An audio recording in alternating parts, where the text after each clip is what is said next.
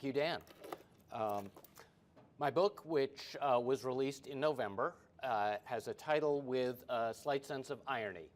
Free market is there in quotes, and I talk about how the free market, which we think of as the quintessential opposite of the government, was actually created by the government. This is clearly a pushback against some of the talk we hear recently to keep the government out of health care, keep the government out of my Medicare. Is the government up to the task of reforming the health care system?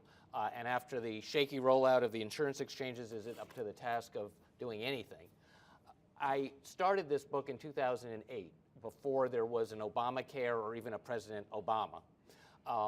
But it has a lot to say about the Affordable Care Act and why it is the way it is and the context. So it was, in a way, fortuitous that events played themselves out as they did so that I can really lead up to what's happening today, which is very much part of the historical picture.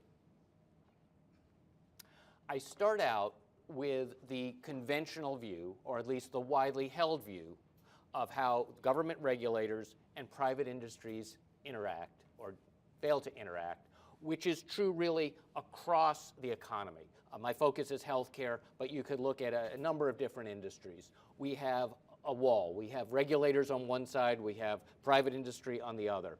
People tend to see the regulators as a necessary evil, to keep some constraints on the potential excesses of the private market, but also as a lid on some of the innovation of the private market. So they're antagonists in which the private industry should be as free of the regulators as possible. What I'm going to argue is that they are really partners in a joint venture. To use a metaphor, if you want to have a field of flowers, someone's got to till the field, someone's got to garden it, someone's got to fertilize it, use insecticide. What do you want, the gardeners or the flowers? You actually have to have both. And I'm arguing that to have robust private industry, or free market if you prefer that term, you have to have both. So I begin each chapter with a quote. I start out looking at the conventional view. This is from The Economist. They talk about regulation as interference and talk about it as a $169 billion hidden tax. That figure comes from the Cato Institute, which obviously has a slant on this. First of all, when you think about it, in an industry that generates about $2.7 trillion in revenue, that's a pretty low rate of taxation. But I would argue that it is really more in the nature of an investment than a tax, and it is what makes the rest of the $2.7 trillion possible. But this view of the antagonists has particularly been pervasive in healthcare. If you look briefly historically, Teddy Roosevelt first raised the issue of a national universal coverage plan in 1912 in his third-party candidacy. He did not succeed. A few years later, some of the states picked up the call. That brochure, I know it's hard to read the details, but on the left from 1918 was the pushback that talked about labor's socialistic attempt to take over our healthcare system. Sound familiar? Almost 100 years later. In the 1940s, Harry Truman proposed a similar plan. That was called socialized medicine. If you can see the puppeteer with the marionettes, his two contraptions are called socialized in medicine, and it's described as a communist system. And then in the 1960s, when Medicare was proposed, that guy, an actor at the time who may look familiar, proposed that this was socialized medicine and would lead not only to a socialized healthcare system, but to an entire Soviet-style economy.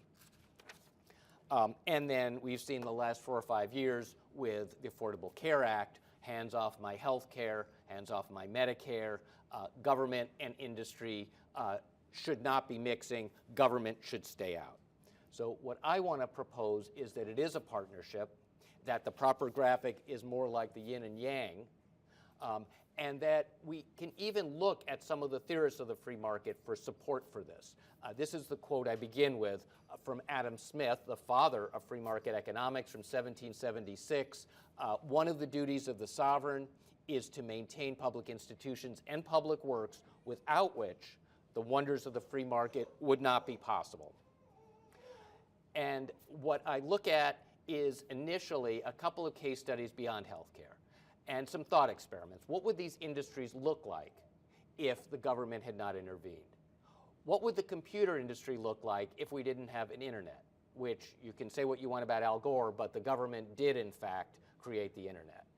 We had personal computers before the internet was commercialized. 1984 was when Apple introduced the first Macintosh computer, but the industry would look nothing like it does today were it not for the internet. The interstate highways did a similar thing for automobiles, particularly trucks and buses. The satellites that the government launched made TV, the way we know it today, possible, particularly cable TV, and mortgage support. Fannie Mae and Freddie Mac made home construction possible. Maybe not the wisest program in the world, but it created a whole industry. So we can then look in more detail at healthcare and say, how has this played out, and what does it say about this debate? Keep the government out of my healthcare. Can the Affordable Care Act actually fix things? This is a graphic I came up with to sort of visualize the progression of healthcare regulation. Going back to the 1800s, some of the public health regulation, sanitation, infection control, and then layer upon layer, Medicare and Medicaid, HIPAA, and today health reform in the form of the Affordable Care Act. What's significant here is that the layers don't tend to go away. With very few exceptions, once a program is in place, it stays. So we just sort of build and build this mound of regulation. The conventional view would say this is crowding out the private sector. Has it? Well, here's the growth of national health expenditures in the United States. If it were to crowd that out, that might actually be a good thing, because we have seen astronomical growth to the point that healthcare is now almost 18% of our entire economy, and it continues to grow at a rate unknown in the rest of the developed world. And then what has happened as it's grown on that left-hand column, as the percentage of GDP goes up, the percentage of spending from public sources has gone up. It's now actually over 50%. Healthcare spending as a percentage of federal spending has gone up. It's now over a quarter of all healthcare spending. What has that done to the private sector? Has it crowded it out? Quite to the contrary. The amount of private money spent per capita on healthcare has continued to go through the roof. I would say that shows there's a synergy here, not an antagonism. And healthcare is a jobs engine. This is the growth of healthcare employment. It's now more than 10% of all non-farm jobs. Particularly significant, those shaded areas are recessions. And when has healthcare employment particularly taken off? It's during the recessions. This is a giant jobs program that has done quite a bit for our economy as well as for our health.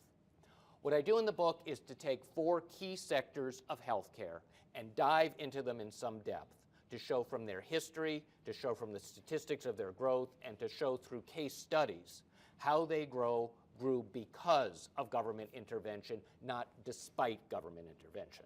So I will spend most of this talk referring to pharmaceuticals, but hospitals, the medical profession, and private health insurance are also aspects that I talk about, and if you buy the book, you will see those issues discussed in much more detail. So let's take a look at pharmaceuticals. My quote here is from a senior official of Pfizer, the largest pharmaceutical company in the world, talking about the National Institutes of Health, which funds basic biomedical research, and describing the relationship between private industry and NIH as symbiotic. This is industry acknowledging the symbiosis. Has this crowded out private pharmaceuticals? Well, this is showing profitability. This is showing rates of return for the industry. It's hard to read those numbers, but consistently close to 20%. Unheard of. Those paler lines are the average for U.S. industry, which is about 4 or 5%.